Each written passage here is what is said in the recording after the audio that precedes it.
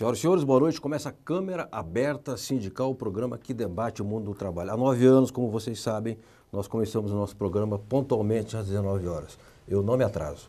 E hoje houve um atraso. Eu peço desculpa aos nossos amigos telespectadores que nos acompanham, porque o programa tem horário para começar e tem horário para terminar. Começaremos atrasados e terminaremos no horário de sempre. Conto com a sua participação, com as suas perguntas, com os seus questionamentos, que hoje nós vamos falar de uma categoria grande, mais de 200 mil aqui na capital, mais ou aproximadamente 500 mil no estado, são os motoboys, né?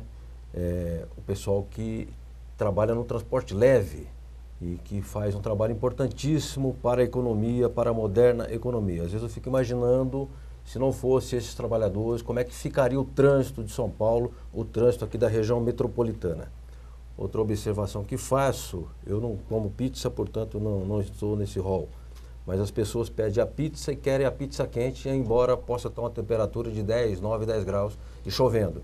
E aí o motoboy ou motociclista tem que sair feito um doido por ruas escuras, sem sinalização, para levar a pizza quente da madame, que faz questão que o queijo esteja derretendo. E aí não pensa que às vezes essa pressa, que é compreensível de um lado, mas não é do outro, expõe a risco a vida desses trabalhadores, como a gente vê todos os dias. Ontem, segundo me informaram, morreram 3 trabalhadores aqui em São Paulo, que é absolutamente inadmissível. É uma selvageria no trânsito de São Paulo que não se admite. Bom, e por que temos aqui hoje o Gilberto Almeida dos Santos, que é presidente do Sindimotos SP e que há 12 anos trabalha no setor, o Gilmar Lourenço da Silva, que é advogado trabalhista, e o Rodrigo Silva, que é consultor do Sindimotos e da UGT, da União Geral dos Trabalhadores. Porque a laboriosa categoria conseguiu, no Senado, a aprovação do índice de 30% a título de risco de vida ou adicional de periculosidade.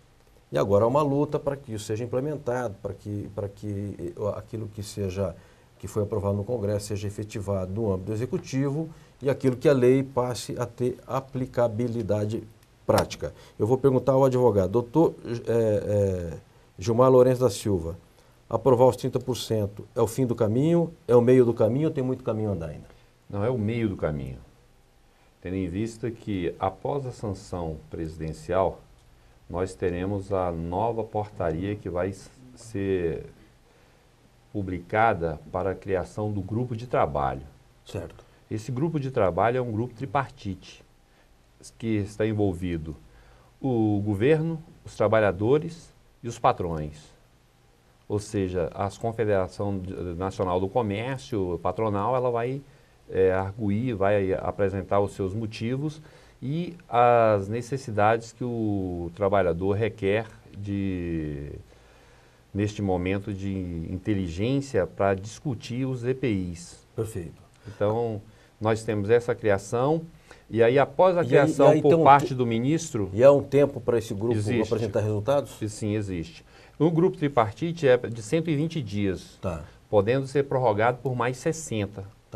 E esse grupo, ele é técnico, que aí vê o grupo tripartite e o CTT, que é o Conselho do Corpo Técnico para aprovação do risco de periculosidade, como bem você falou, que não é risco de vida, é periculosidade. Certo. Tendo em vista a situação no momento que o motociclista, o motofretista ou o motoboy, ele se despende na sua moto no dia a dia, que ele está exposto a risco. Né? Perfeito.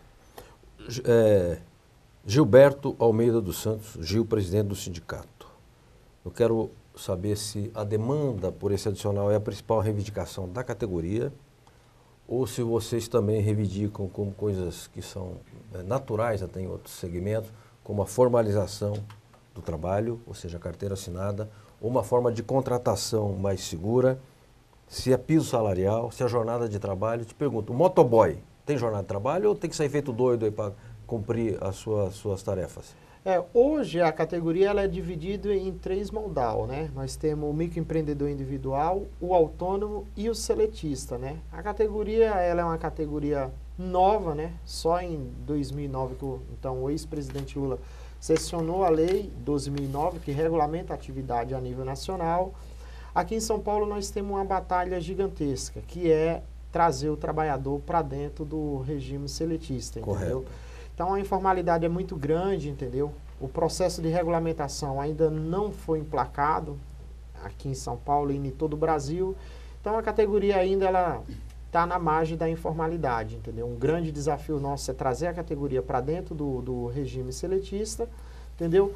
E os 30% de periculosidade está vindo no momento, como é que se diz, adequado, porque a categoria ela vai passar por um processo de regulamentação e esse processo de regulamentação deixa, como é que se diz, um gasto por salário do trabalhador, que já é um salário curto, entendeu? Sim.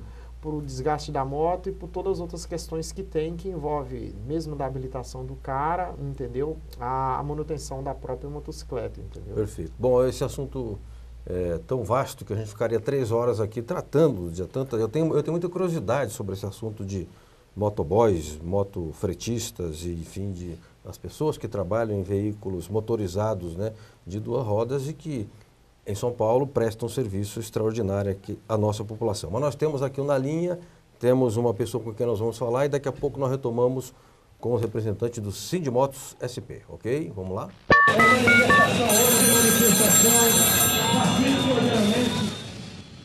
Boa noite, Ângelo Criscolo. Quero crer que você já esteja na linha. Obrigado por você. Tudo bem? Obrigado por você estar aqui falando com a gente. Você preside a Associação dos Subtenentes e Sargentos da Polícia Militar do Estado de São Paulo. Eu queria saber se a categoria está mobilizada e mobilizada em torno de que pauta? Alô, é que está ruim o telefone. Ok, mas pode falar que estamos te ouvindo perfeitamente. Alô? Diga lá, dê retorno a ele, por favor, senão ele não vai conseguir falar comigo. Bom, alô? Podemos continuar. Ângelo, diga lá, meu caro. Oi. Alô?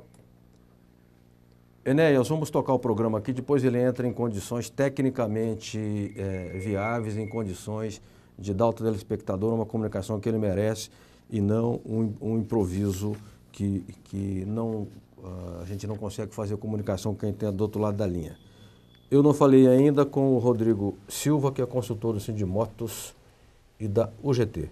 Rodrigo, além do que falou o nosso advogado, além do que falou o nosso presidente, que observações você teria a fazer acerca da profissão, do trabalho desses companheiros e também dessa conquista dos 30%?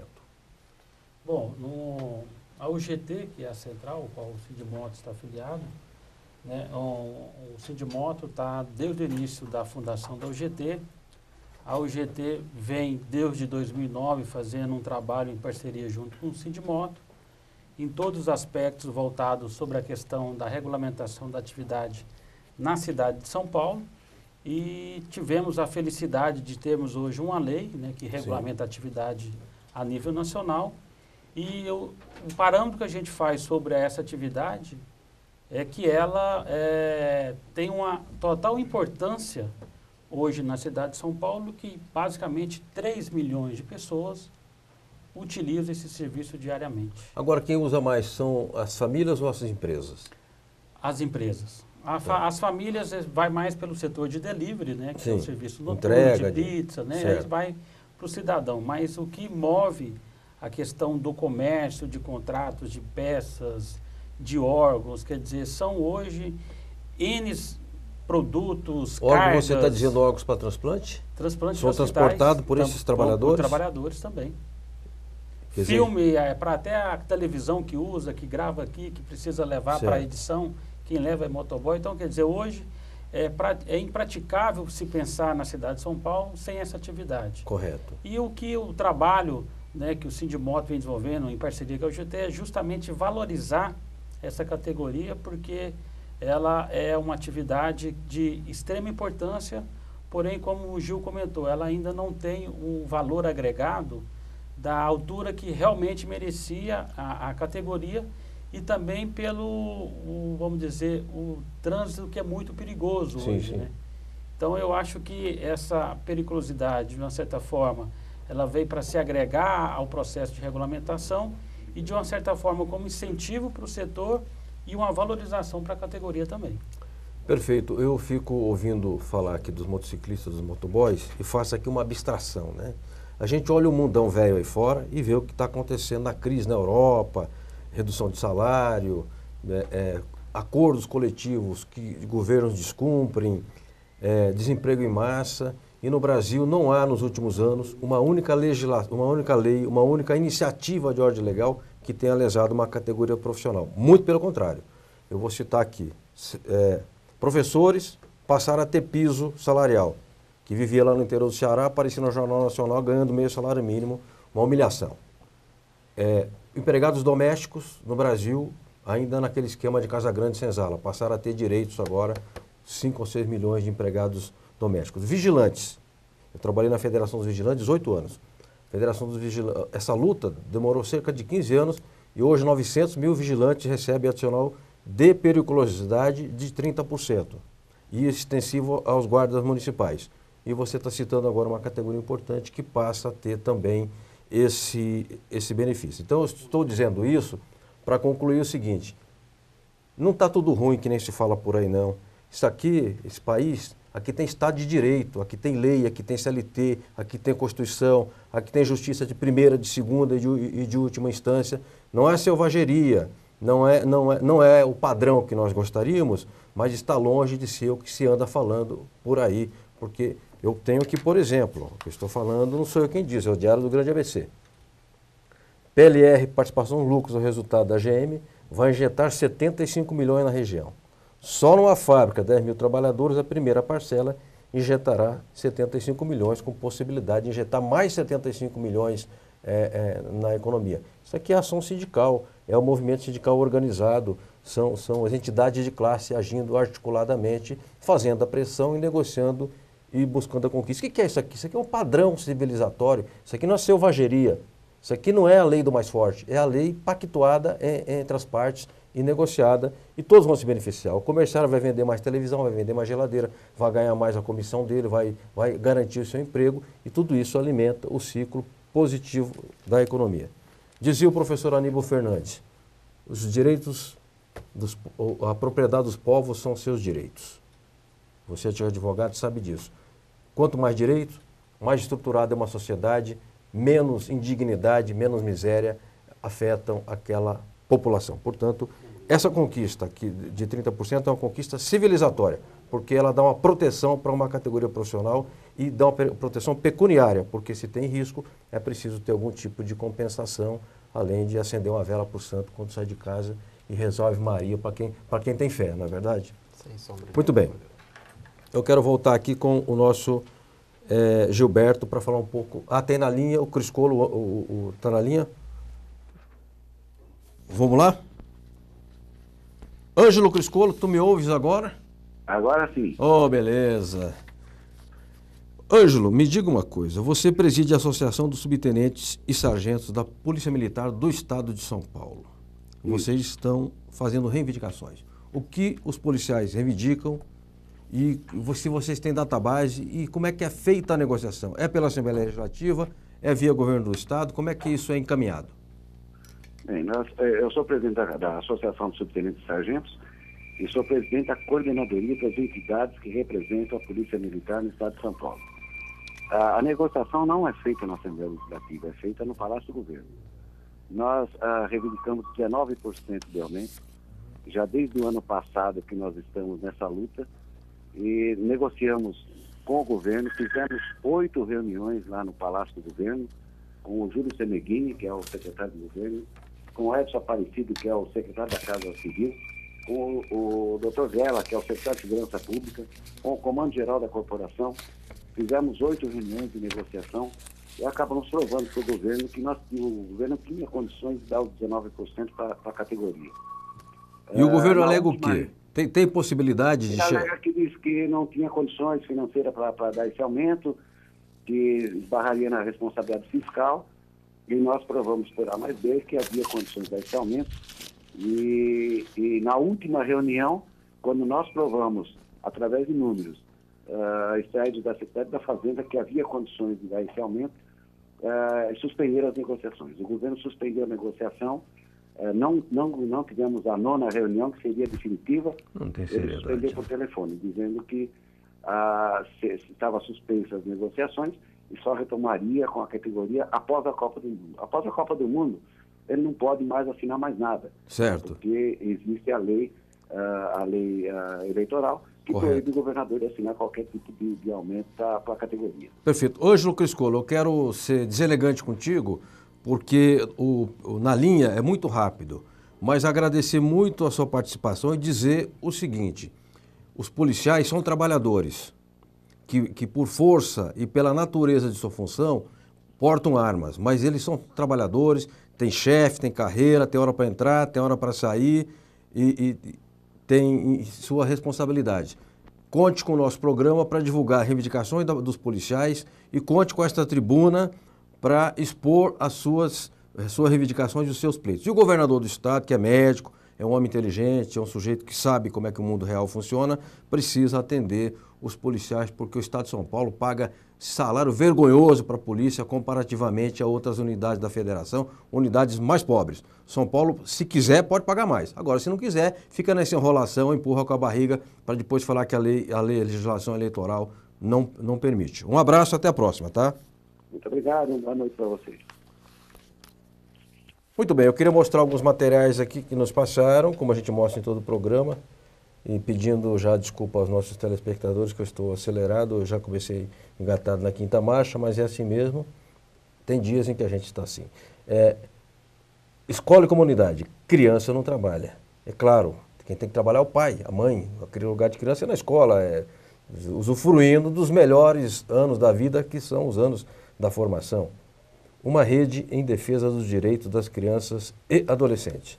É um evento é uma iniciativa, né, da Federação dos Comerciantes do Estado de São Paulo, Ministério Público do Trabalho, Fórum Paulista de Erradicação do Trabalho Infantil, aí tem a OIT, tem outras organizações de peso que participam dessa iniciativa importante. Também temos aqui, que bacana, um livro que nos manda os sindicatos comerciários de Jundiaí, Retrato da Mulher Comerciária. Autor Milton Araújo, que é o presidente do sindicato. O Miltinho, eu vou ler o livro, Miltinho, e quero depois comentar aqui no correr do programa, ok? Doutor Gilmar Lourenço da Silva, o senhor é advogado, dá plantão lá no sindicato, ou tem lá uma equipe que dá plantões. Quais são as demandas mais presentes no plantão do advogado do sindicato? São os acidentes, a falta de registro, é a empresa que quebra e não paga? O que é que gera demanda no jurídico do sindicato? É diversificado, né? Tendo em vista que hoje nós temos a informalidade, que é um grande ponto da categoria dos motoboys. Essa informalidade, ela tira todos os direitos seletistas, como bem frisou o presidente, do dia a dia do trabalhador. Isso acarreta prejuízos sonoros a toda a família, num todo, onde nós vamos ter aí um seguro de vida, nós podemos ter um benefício previdenciário num acidente, como bem frisou, e aí só no ano de 2013, nós podemos citar que teve para mais de 1.800 mortes. Quantas mortes? 1.800 mortes só no estado de São Paulo. Tá, isso oficialmente registrado. Oficialmente registrado. Porque pode ser que tenha mais. Pode ser que tenha mais. Tá. Então, veja bem, nós temos toda essa questão e aí você vê que essas pessoas não estão abarcadas, na sua grande parte, pelo sistema previdenciário. Tá. Ou seja, a família, ela fica refém do Estado. E aquele que perde capacidade laboral, que quebra uma perna, um braço, como é que ele faz? Ele também não tem, né? Aí ele vai ter que buscar no sistema judiciário, na realidade, o vínculo empregatício para poder ir ter esse apoio previdenciário. Tá, interessante. Eu quero perguntar agora ao Rodrigo sobre exatamente sobre esse aspecto da informalidade. Como eu trabalhei alguns anos no setor da vigilância, lá se trabalha até o sindicato Carro Forte, e uma questão que a gente sempre enfrentava muitas empresas são ilegais, muitos trabalhadores são ilegais, que o tomador de serviço não sabe que tem a Lei 7.102/83, que regula a vigilância privada, que o vigilante tem que ter a carteira nacional do vigilante, senão ele é clandestino. Eu sou dono, sei lá, de uma pizzaria. Aí eu, de fim de semana, vendo 500 pizzas.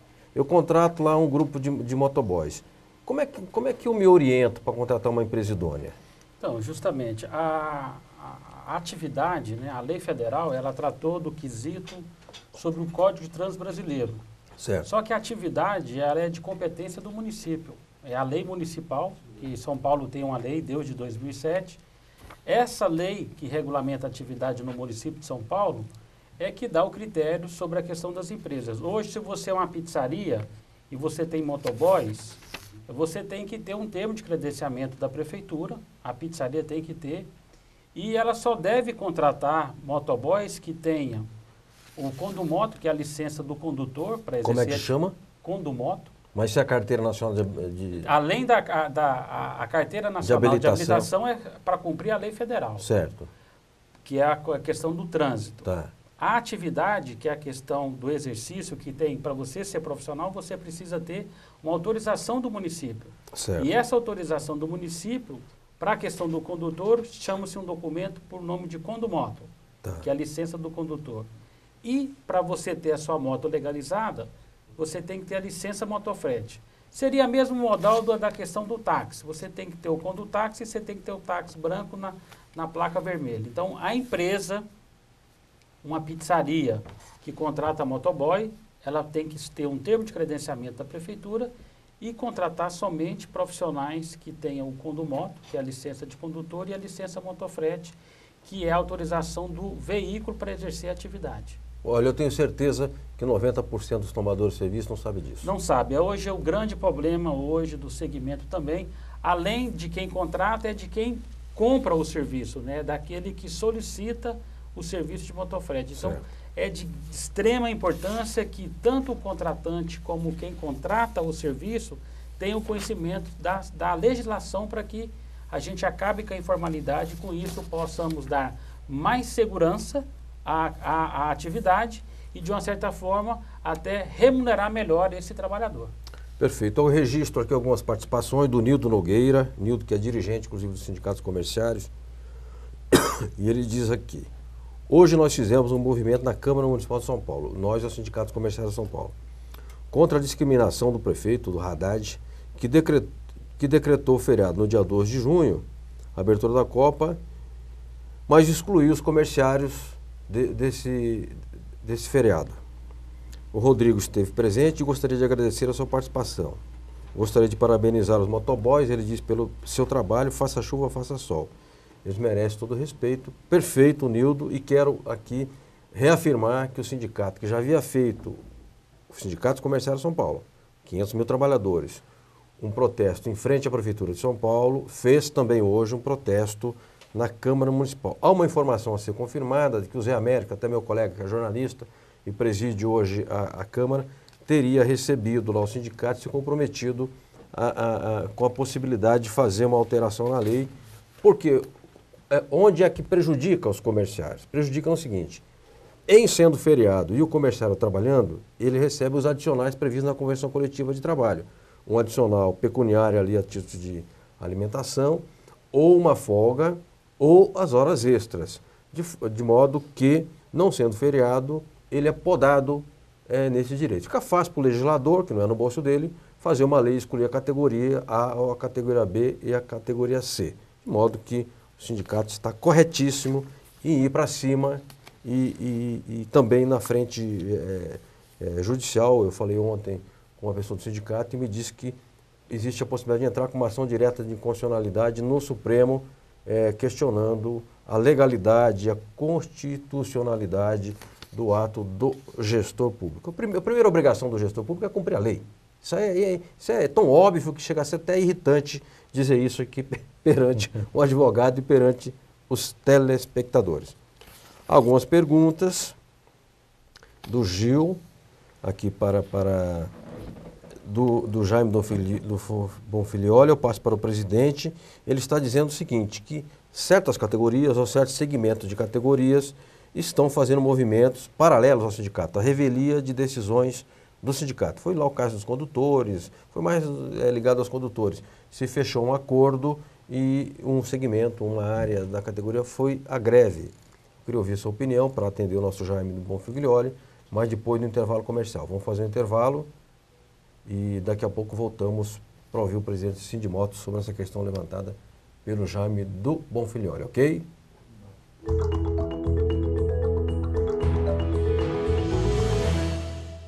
O Código de Ética da FIFA traz muito bem claro que deve ter bons atos e bons costumes. Mas, lamentavelmente, na hora de escolher um dos seus patrocinadores, que é o McDonald's, o valor monetário patrocinado foi muito maior. O McDonald's tem constantemente praticado trabalho indecente. Prova disso é as ações que nós temos junto ao Ministério Público do Paraná e de Pernambuco. Convido a todos, em especial a você que nos está nos assistindo, a visitar o nosso site para verificar o documento que a Contrato e junto com a UITA e outras entidades fizeram uma carta aberta à FIFA, denunciando esses fatos.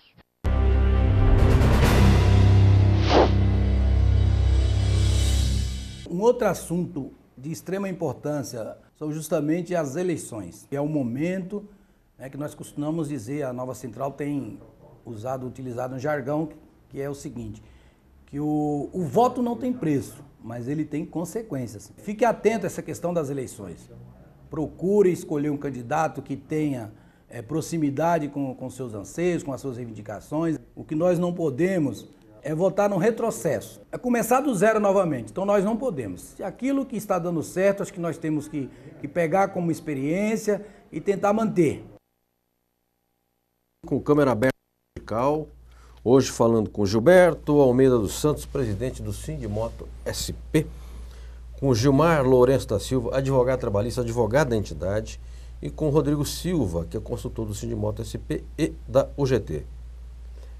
Gilberto Alves dos Santos, tem uma pergunta aí sobre movimentos que ocorrem paralelamente à orientação da diretoria sindical. O que você tem a dizer sobre isso? Então, é o Jaime só faz pergunta difícil aqui. É o Jaime. Às vezes acontece de você tirar algo na Assembleia, entendeu? E na base, de uma certa forma ou de outra, que não é toda a categoria em si que participa da Assembleia, o trabalhador, de uma certa forma, resolver, montar um movimento, paralelo ao que a Assembleia decidiu, entendeu? Acho que isso dentro de todos os sindicatos tem. Lá mesmo com nós, no Sindicato dos Motoboys, é comum, às vezes, acontecer, entendeu? Porque o sindicato, ele tem um direcionamento e o direcionamento, às vezes, quem decide é a Assembleia. Mas nem sempre o trabalhador mais radical na base, ele quer acatar a decisão de uma Assembleia, entendeu? E, às vezes, sai agindo por conta própria, isoladamente, entendeu? E deixando a entidade sindical, em alguns momentos, numa situação até um pouco meio de saia justa por você ter tirado em Assembleia uma determinação e a própria categoria, entendeu? Atropelar a decisão da Assembleia que... entendeu? Passando por cima da decisão, que é a decisão maior da Assembleia. Então, isso é normal em algumas categorias. Então, vou te contar uma história que em 79 se discutiu uma greve dos jornalistas. Eu era do Conselho de Representante de Redação da Folha de São Paulo, eu trabalhava na revisão. E foram realizadas 3 assembleias para decidir pela greve. Há muitas reuniões do sindicato, pois uma assembleia na Casa de Portugal, eu fui em 3. Uma assembleia na PUC, essa eu não pude ir, e outra dentro da Igreja da Consolação. E até foi interessante que o Lula, naquela época, era um mito, né? Aí os jornalistas chamaram o Lula. O Lula é muito inteligente, ele é muito astuto. E o Lula disse, pessoal, eu sei fazer greve de metalúrgicos, greve de jornalistas, quem sabe fazer vocês é que tem que ver como é que faz a greve. Que eu posso contar um pouco da minha experiência, mas não quer dizer que a minha experiência vai ser aplicar, né, a manifestação de vocês. Aquela greve foi tão mal organizada que nem o Lula, o Meneghel, o Magre ia conseguir resolver aquela encrenca. E fomos derrotados, fragorosamente derrotados. Olha, eu quero mostrar aqui o jornal da categoria, jornal A Voz do Motoboy, e de maio, portanto recente. Periculosidade para motofretista, que é o nome oficial da profissão, é aprovada no Senado Federal. Agora só falta a presidente Dilma Rousseff sancionar. Tem que fazer um movimento...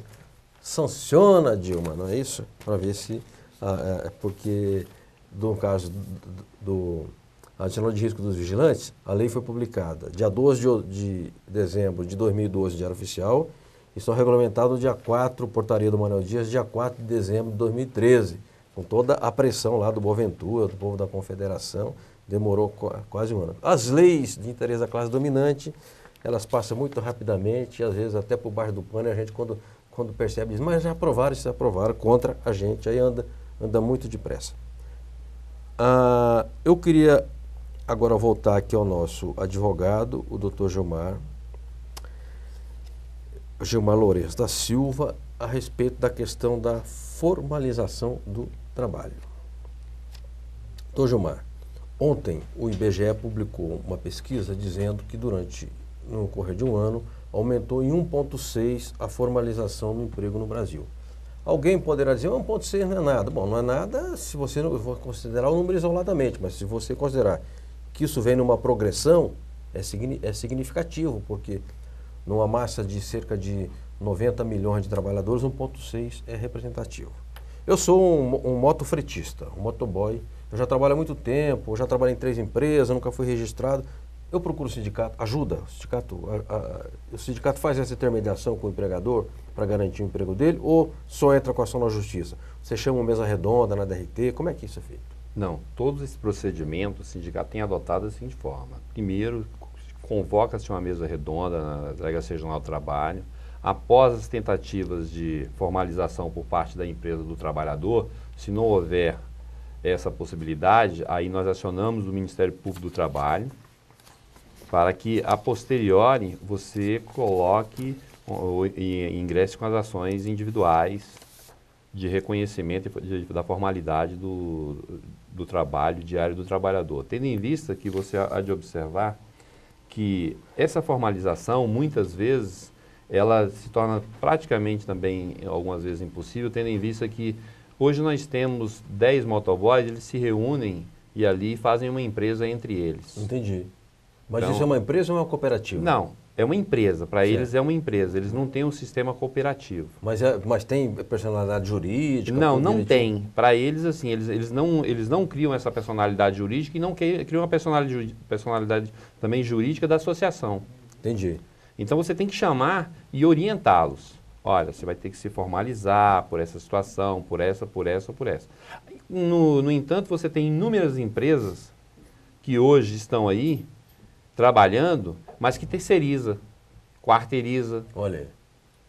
Então, o que acontece? Com essas terceirizações, com essas quarteirizações, você leva para a totalidade da informalidade. O que não vai ser aquilo como você bem frisou. A categoria que você está há muitos anos, que foi a dos vigilantes, você sabe que nós temos o enunciado 331, Sim. que simplesmente declara subsidiariedade. Sim. Num caso como esse do motoboy, como é que você consegue fazer uma subsidiariedade se você não consegue demonstrar a personalidade jurídica das pessoas envolvidas no processo? Que você vai suscitar quem? Não há a outra parte não existe. Não existe oficialmente. Não existe no mundo jurídico, não existe. Perfeito. Doutor, bacana essa observação das dificuldades. O Rodrigo, os que trabalham regularizados têm piso, ou se não tem piso, como é que vocês estão trabalhando para que tenham um piso, chamado salário normativo? Exatamente. Hoje o sindicato tem 4 convenções coletivas firmadas, né? Ela tem hoje o maior setor, a gente chama o setor express, que é o setor do dia. Hoje existe um piso formalizado em R$ 1.080, tá, né? Esse número de motoboys registrado hoje na cidade de São Paulo, se você pegar em 2005, nós tínhamos menos de 2.000 motoboys com registro em carteira. E hoje, devido ao trabalho do Sindimoto, esse número chega a quase 20.000 profissionais já com registro no sistema CLT. É significativo, hein? Significativo o crescimento, mas é ainda muito pouco diante da massa maior. Tá. E esse é o grande trabalho aí, né, que o Gilberto vem desenvolvendo na questão dessa formalização do emprego, né? Tá, perfeito. Eu quero, antes da continuidade do programa, agradecer o Mauro Ramos. Mauro Ramos é meu amigo, desde 77 eu conheço o Mauro, então faz bastante tempo, hein? Que ele é assessor do Sindicato Comercial da UGT e que nos facilitou aqui o contato com as pessoas que estão nessa mesa para que pudesse vir aqui hoje a gente falar dessa categoria importante.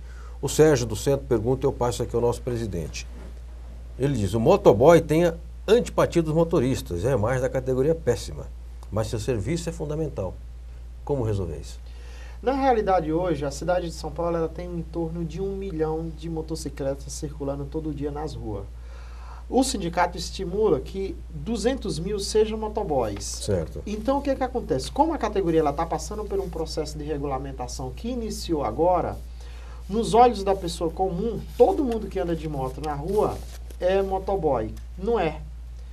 Hoje, nós é 20% das motocicletas que andam na rua. E no gráfico dos acidentes, nós corresponde só apenas 8% do grande volume de acidentado. Então, hoje, o motoboy é o cara mais consciente no trânsito, entendeu? Se a gente está na frente do sindicato aí há pouco mais de 5 anos, a gente vem acompanhando isso e a mudança de comportamento da própria categoria. Hoje, a gente se vê que o motoboy ele tem antipatia com o motorista, pelo contrário, entendeu? O motociclista e o motoboy, que são personagens do trânsito ali, ele está ali, o para-choque dele é a vida dele, um vacilo do motorista pode custar a bacia dele quebrada, um fêmur, cavico, um braço, uma perna, quando não é a vida, entendeu? Está aí as estatísticas que apontam. Então, o que acontece? Não está bem claro, não está bem definido ainda essa questão de aonde é que as motocicletas têm que andar, entendeu? Precisa definir isso na via melhor, precisa ter uma sinalização de solo, uma melhor conscientização tanto do motorista quanto do motociclista para que a gente possa ir vir nas vias de maneira, como é que se diz? De uma maneira onde possa compartilhar o mesmo espaço ali, sem ter esse tipo de confronto, que o motorista é melhor do que o motociclista ou vice-versa, entendeu? Na realidade, são todo mundo personagem do trânsito, os motociclistas estão ali tentando ir e vir. É óbvio que tem um ou outro que excede, entendeu? Que quer, às vezes, tá generalizando, querendo arrumar uma confusão ou outra, mas isso é um número muito pequeno que não é aceito dentro da categoria dos motoboys. Entendeu? Perfeito. Eu quero agradecer ao presidente e dizer que eu já sei quem é a culpada, é a CET. Eu sempre brinco aqui no programa, né? Eu chego na minha hora no 9º andar de um prédio. Eu moro lá há 10 anos. Nunca faltou água. Então, a empresa que fornece água, ela é eficiente porque tem água. Nunca me lembro de ter faltado energia elétrica. Portanto, a empresa que fornece energia elétrica, ela cumpre o seu papel. Agora, no trânsito de São Paulo, você não anda. É claro que seria até uma irresponsabilidade botar a culpa na CET, mas tem culpa no cartório, sim. Tem culpa porque é preciso planejar o trânsito em São Paulo e o papel da CET não é só de ficar lá na esquina dando multa lá e você nem vê que é multado, só recebe lá a intimação na tua casa e às vezes não tem nem uma mísera informação do qual foi a infração que você cometeu. Um deputado até havia aprovado uma lei aqui em São Paulo de mandar fotografia junto para você ter a comprovação do ilícito, aí derrubaram a lei. Mas as coisas complicadas, doutor, são assim mesmo, né? Você legislar sobre fatos antigos, sobre costumes, onde já tem uma experiência acumulada, é uma coisa. Você legislar para telemarketing, que é uma profissão nova, e legislar para motofretista e motoboy, eu quero crer que tem as dificuldades de ser uma função nova, quer dizer, que está ainda... Quais são as características dessa profissão? Qual é a jornada de trabalho? É CLT? Tem que ser seletista, né? Até porque os acordos coletivos hoje firmados, ele tem que primar pela legalidade. Ou seja, e como é uma categoria em plena expansão dos seus acordos, dos seus dissídios, você não consegue ainda avanços, muitos como nós temos hoje, em várias outras categorias. Essa é a realidade. Destacando essa questão da CET, eu gostaria, assim, que quando a pessoa diz sobre o motoboy, quando fala sobre o motofretista, ele também fizesse uma análise pelo pessoal da CET. Quantos bilhões se arrecada e quantos milhões ou míseros reais se fazem de cursos de educação de trânsito, não só para o motofretista, para o motoboy, mas para o próprio motorista. Sim. Que hoje nós temos aí uma lei seca, mas observe o número crescente a cada dia de aplicabilidade da multa, tendo em vista porque não tem conscientização. Correto, corretíssimo, doutor. Olha, o Fernando me avisa que tem a reportagem, a gente tem sempre uma externa aqui no programa, que já tem aqui um comentário, Jaime Donfilioli novamente, Fabrício do Ipiranga, já vou responder do Fabrício. Quantos motoboys compõem a categoria hoje no estado de São Paulo? Cerca de 500 mil, entre mototaxistas e motofretistas. Tá. E quando nós saímos do círculo da Grande São Paulo, aí passa a ter a figura do mototaxista também. E no Brasil, quantos são no geral? Aí é uma estimativa de 2 milhões a nível nacional. Perfeito. Vamos à reportagem, voltamos daqui a pouco falando dos motoboys, dos motofretistas, né?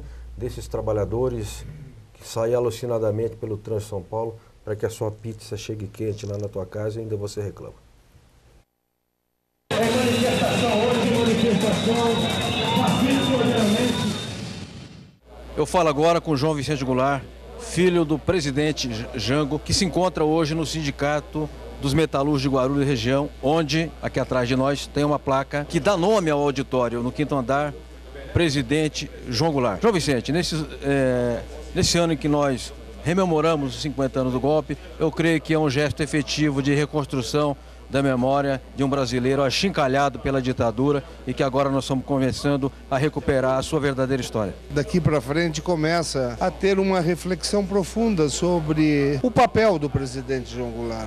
Hoje nós temos a certeza de que continuaremos debatendo Jango 50 anos depois e refletindo sobre as reformas de base que Jango quis propor. Nós temos que ter uma reforma que não mais privilegie as elites que estão até hoje inseridas no poder político, jurídico, econômico e principalmente numa nação dividida em dois. Vamos acabar com os privilégios.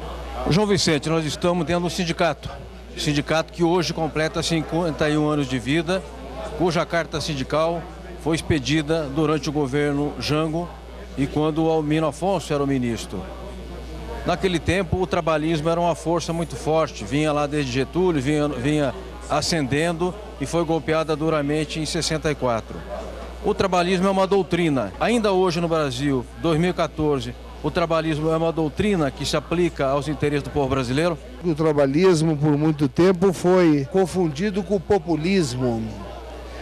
E o populismo é uma pecha da direita às conquistas sociais do povo trabalhador brasileiro.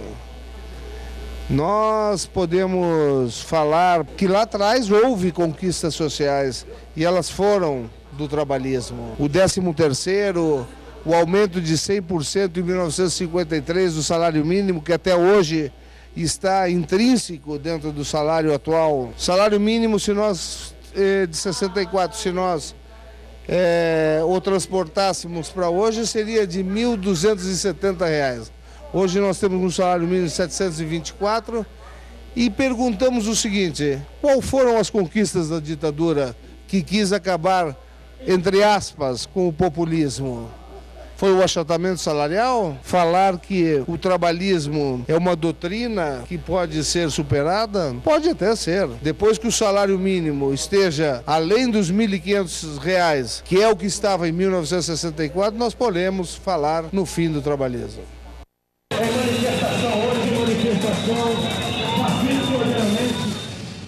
Muito bem, voltamos. Câmara Aberta Sindical, programa que debate o mundo do trabalho. Tivemos uma entrevista com o João Vicente Goulart, filho do presidente Jango, o grande presidente trabalhista, patriota, homem decente, que era o João Goulart, e foi apeado do poder pelas suas qualidades e não por eventuais defeitos, que devia ter, como todos nós temos.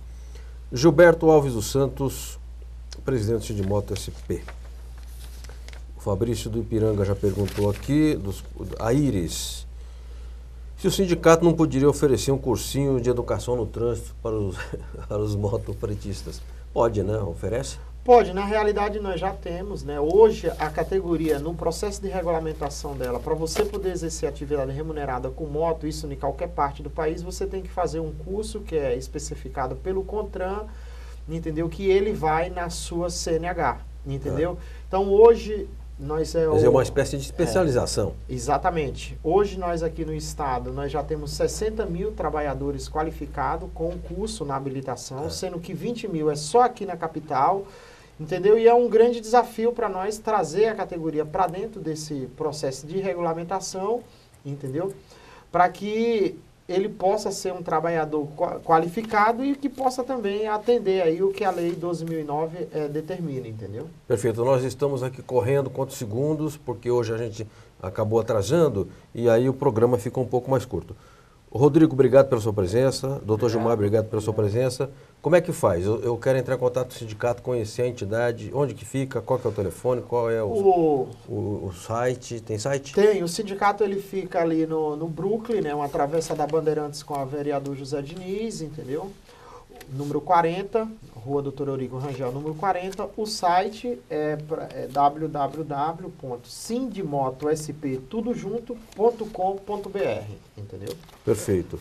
E Vocês têm subsede aqui em São Paulo? Não, por enquanto a gente só tem uma sede só, entendeu? Que fica ali no Brooklyn, que eu acabei de falar. É lá que A categoria se encontra. a categoria se encontra. Quero mostrar finalmente aqui revista A Voz do Motofrete. Motofretistas, é hora de mudar. Foi uma manifestação que houve lá na Paulista. Aliás, aconteceram várias manifestações. Eu me lembro até que a gente cobriu pela agência sindical. Eu quero agradecer aos nossos convidados. Quero agradecer os que nos mandaram perguntas. Eu não pude colocar todas aqui em razão do tempo. Quero dizer que na quarta-feira voltaremos com um novo Câmara Aberta Sindical. Tenho a impressão que vamos ter aqui o Murilo Celso, presidente dos Sindicatos de Engenheiros do Estado de São Paulo. Nós estamos ainda definindo a pauta e nós avisaremos lá pelos meios que nós temos na internet, etc., se será com o Murilo. Depois teremos um período com a Copa do Mundo, estamos vendo, se a gente reapresenta programa, se grava isso, não está definido ainda. Como eu sei que o Brasil vai ganhar a Copa do Mundo, então nós teremos vários programas coincidindo aí com os jogos, né? E por fim eu queria mostrar um livreto muito singelo, que eu fui ao médico hoje. Eu sempre levo um livrinho, porque eu sei que sempre plano de saúde também espera, viu? Não é só no SUS, não. E aí eu fiquei relendo esse livro do professor Dalmo de Abreu Dallari. Ele é jurista, respeitadíssimo, um homem decente. O que é participação política, muito didático, e às vezes é bom a gente ler essas coisas singelas, porque elas vão no cerne das questões. É um livrinho que eu recomendo a todos. É da editora brasileira, deve custar uns R$14,15. Em tese, todos podem comprar, ok? Um abraço a todos e a todas. Até quarta-feira que vem com um novo Câmara Aberta Sindical. Prometo estar menos pilhado. Um abraço. Este programa tem o apoio da TV Interação, Associação Vida e Trabalho e da Ordem dos Advogados do Brasil, Seção São Paulo.